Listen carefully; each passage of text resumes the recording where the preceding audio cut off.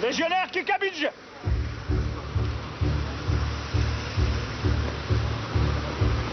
Légionnaire Lambert. Nous sommes sur l'aéroport militaire de Calvi, un jour du mois de décembre dernier. Les légionnaires parachutistes du 2e REP répondent à l'appel avant de partir pour Abidjan en Côte d'Ivoire. Ils embarquent pour une opération de maintien de l'ordre à la demande du gouvernement français. Évidemment, quand même, une petite appréhension.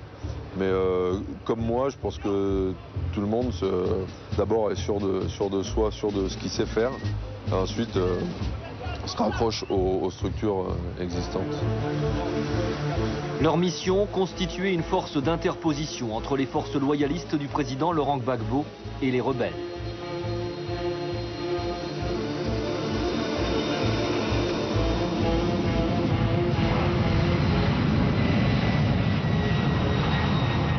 « 16 000 ressortissants français se sentent en danger en Côte d'Ivoire. Il faut le cas échéant assurer leur sécurité, car depuis quelques jours, la situation est tendue. Les Français n'ont plus la cote, ils sont accusés par les populations de faire le jeu de la sécession.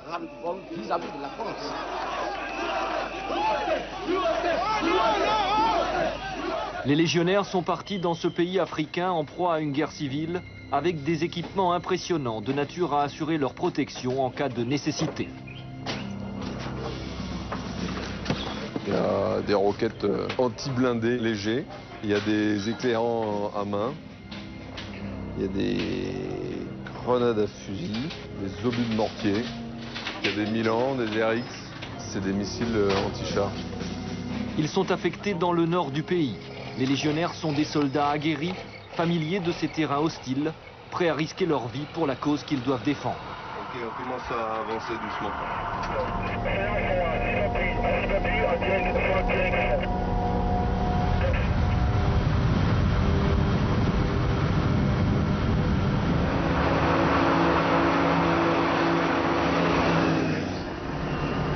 Un petit peu envie d'aller voir là où ça chauffe, quoi.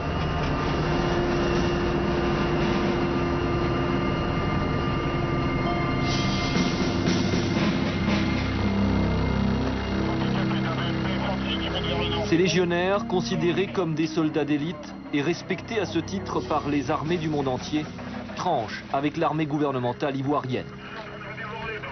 Les soldats fidèles à Laurent Gbagbo ne sont pas réellement réputés pour leur efficacité ou pour leur sens de la discipline. En place, bon, derrière vous, immobile.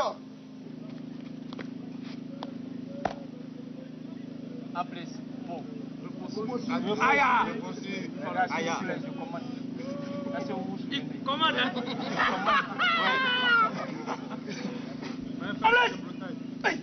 Ora kusi palava mache. Hey, hey, hey. Bien conscient des lacunes et de l'inexpérience de ses troupes, le président ivoirien a engagé une cinquantaine de mercenaires, surtout présents à l'ouest du pays, où il n'y a aucun militaire français, les mouvements rebelles de la zone n'étant pas concernés par le cessez-le-feu décrété en octobre dernier et supervisé par la France. Dans ce document exceptionnel, vous allez voir pour la première fois des mercenaires à l'œuvre en Côte d'Ivoire. Cet hélicoptère russe qui a décollé de l'aéroport de Daloa est piloté par des Bulgares. À son bord, 2 tonnes d'armes et de munitions destinées aux forces armées nationales de Côte d'Ivoire, l'armée fidèle au président Gbagbo.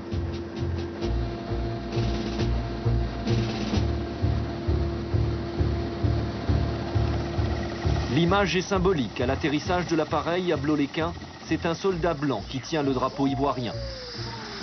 La cargaison est rapidement déchargée sous la protection de nombreux militaires qui se tiennent sur leur garde. En effet, un peu plus tôt, des rebelles ont tenté une percée.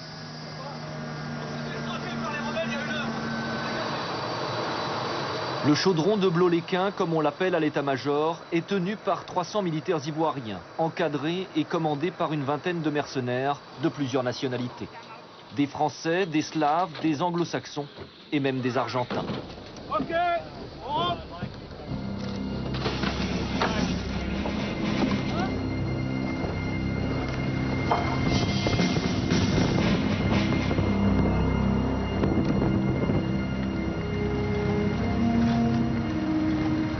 Parmi ces hommes, un Anglais, Jim, amicalement surnommé Oncle Jim par les Ivoiriens. Un Australien, Gary, avec son inséparable chaton, et Gilles, un Français, ici à droite de l'écran. Ce sont tous des professionnels de la guerre, surentraînés et habitués au théâtre d'opérations africain. Loin de rouler des mécaniques, ce sont des hommes discrets. Seul Jim a accepté de nous parler de son métier et de ses motivations, réelles ou supposées. Je pense que c'est plus pour l'adrénaline, pas toujours pour l'argent. Encore que, en vieillissant, quand on a 47 ans comme moi, on commence à penser à l'argent. Gilles s'est finalement confié à nous, mais à Paris, au mois de janvier dernier, après le renvoi de tous les mercenaires de Côte d'Ivoire. Nous sommes arrivés en Côte d'Ivoire vers la mi-octobre de l'année dernière, donc 2002. Notre employeur était l'État ivoirien. Nous étions au début une trentaine. Rapidement, certains nous ont laissés parce que les conditions qu'ils ont trouvées sur place n'étaient pas celles avec lesquelles ils s'attendaient. Il s'agissait de mener des missions de combat alors que certaines personnes ne s'attendaient pas à ce que la situation soit si dure. Il faut dire qu'à Blo-les-Quins, position cernée par les rebelles, les accrochages étaient quasiment quotidiens. Restez pas là, ça tire de là-bas. De jour comme de nuit. Il est 5 h du matin, ces soldats pas comme les autres se racontent leurs faits d'armes autour d'un feu de camp. Brusquement, des tirs d'armes automatiques retentissent dans la nuit. Ta, ta, ta, ta, ta, ta, ta, fling, là c'est eux. Yeah, pour nous là même en haut là-bas, t'attends.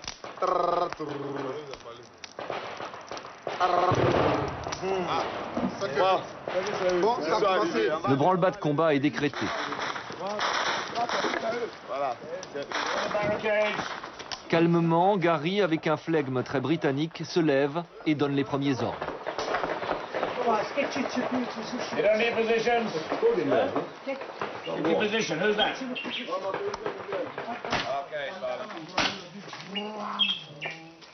Jim est allé voir ce qui se passe.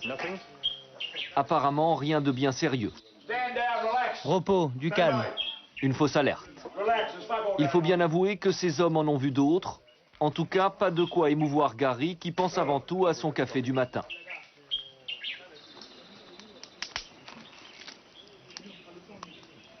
Là, j'ai fait dormir.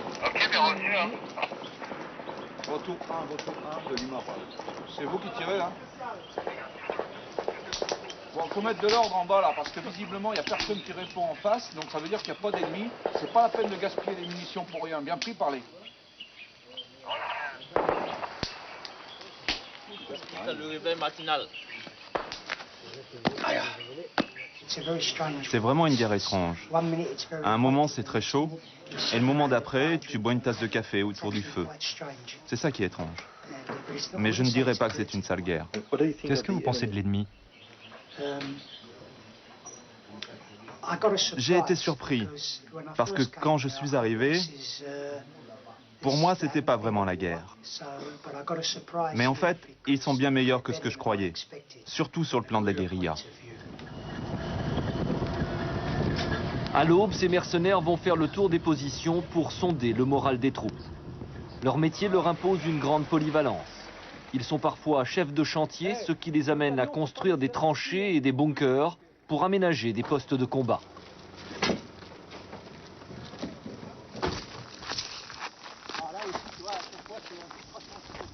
Là, ils sont venus à 20 mètres. Non, là, il faut refaire le poste de combat pour une boucle. Là, ici, là. Non, mais là, il est bon, celui-là, il faut le démonter, là. C'est celui-là, il faut refaire. Ah oui, on peut refaire. À d'autres moments, ils essayent de motiver des soldats ivoiriens indolents, voire déconcentrés.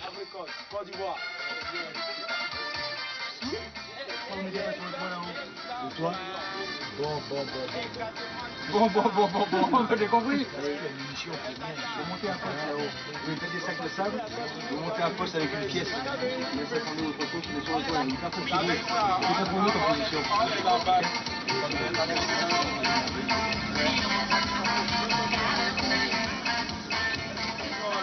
Jim supervise le nettoyage des mortiers. Il n'arrive pas toujours à se faire obéir rapidement.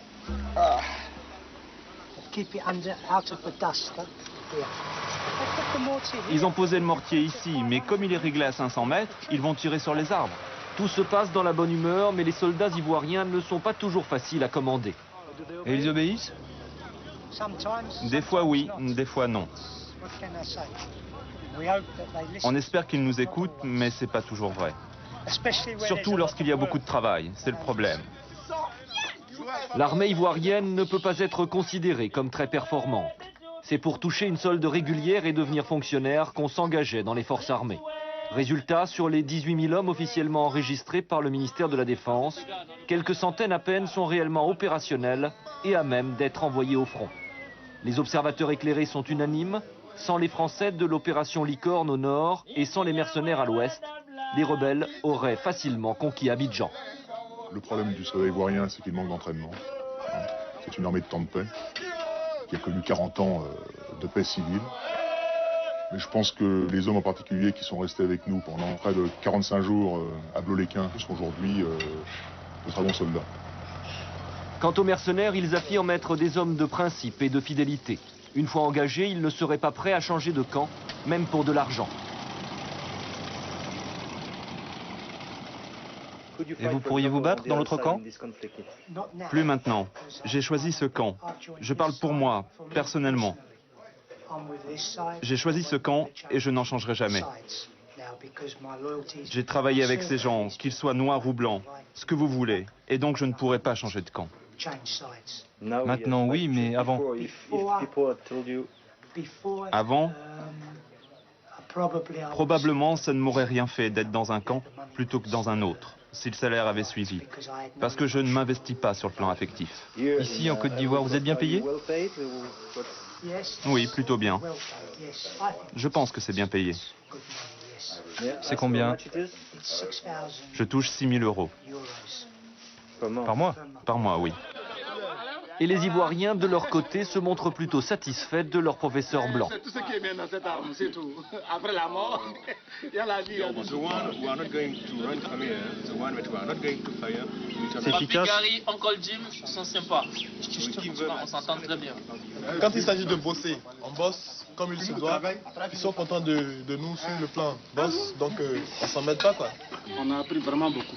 Et avant ça, moi, je n'avais jamais utilisé le mortier, mais c'est vrai que j'ai vu ça au magasin d'armes, j'ai touché, mais je n'avais jamais utilisé. Mais j'ai appris beaucoup. Présentement, je peux lancer des obus comme je lance les billes. Quand on est attaqué, c'est eux qui mettent de l'ordre dans le groupe.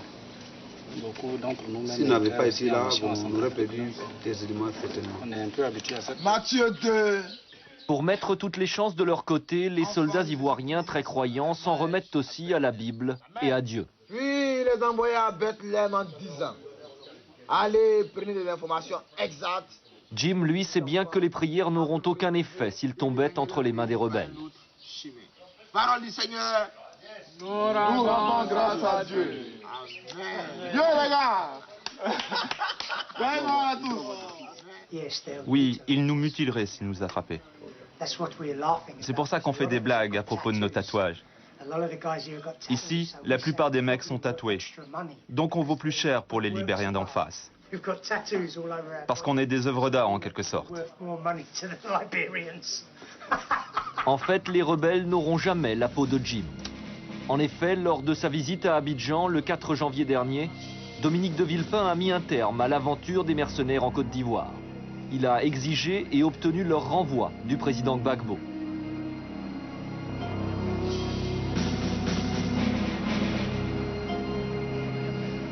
C'était même la condition absolue à l'organisation de la table ronde de Marcoussis. Les mercenaires se sont donc exécutés. Ils ont quitté la Côte d'Ivoire. Cela permet essentiellement à la France de réduire le peu de forces qui restaient dans l'armée ivoirienne, en particulier de se débarrasser des unités qui opéraient à l'ouest ivoirien, qui était la nôtre essentiellement, et ainsi de réduire aujourd'hui la Côte d'Ivoire en protectorat français. Quoi qu'il en soit, cet épisode marque peut-être la fin d'une époque, d'un âge d'or. La France paraît décidée à en finir avec ses soldats de fortune. Le 6 février dernier, le Sénat a même adopté un projet de loi réprimant l'activité des mercenaires. Si le texte était définitivement voté, les contrevenants encourraient une peine de 5 ans de prison.